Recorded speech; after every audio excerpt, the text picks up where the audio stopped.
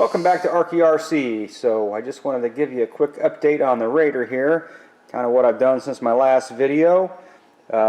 Basically, this car is in mint condition, so I didn't have to do a whole lot with it. The frame, or I'm sorry, the chassis on it is pretty much almost unused, hardly a scratch on it. So didn't have to do a whole lot of cleaning up on it. I did take the gearbox out and throw some fast Eddy bearings in it and kind of clean up the gears a little bit.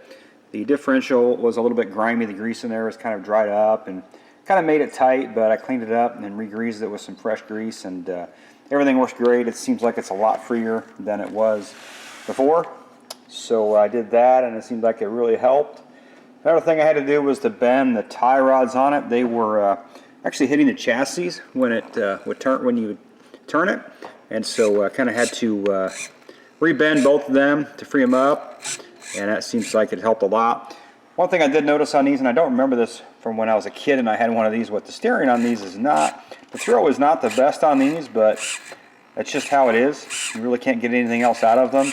It doesn't really seem to affect it when you're driving it. It seems like it steers just fine, so, you know, I'm not really going to do anything with that. I'm not going to mess with that too much since it's not broken.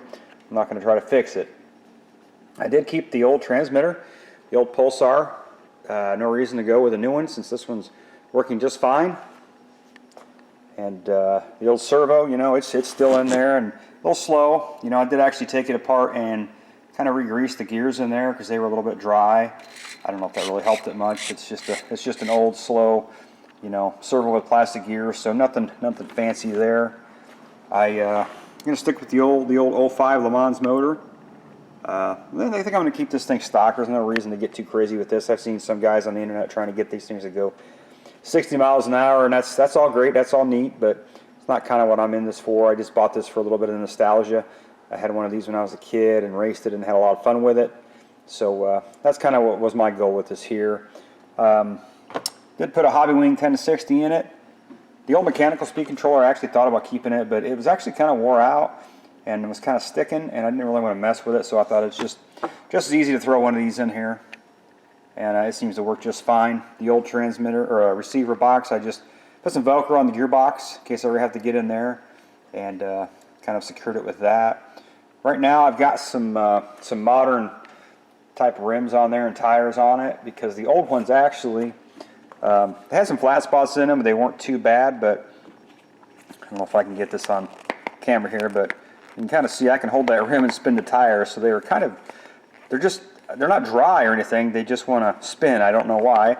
Probably need to glue them. I don't really want to glue them in case I ever want to, you know, these rims are almost mint condition, so I really don't want to glue these tires to them. I did take some of this Tessa tape, like automotive, I think they call it Tessa tape, I might be wrong on that, but I actually took the hub off and wrapped some of that around there, and I did it on this rim here, and it's kind of hard to get the tire back on there, but it's super tight on there now. It's not going to spin, so that kind of fixed that problem. I need to do that to this rim here. So I want to get a video of it running. I have ran it a little bit. You know, these things are not fast with the stock motor in them. Just a little bit above a grasshopper, really.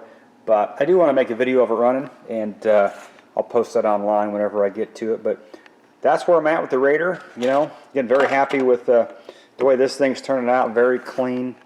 I think you'd be hard pressed to find one of these like this in this condition.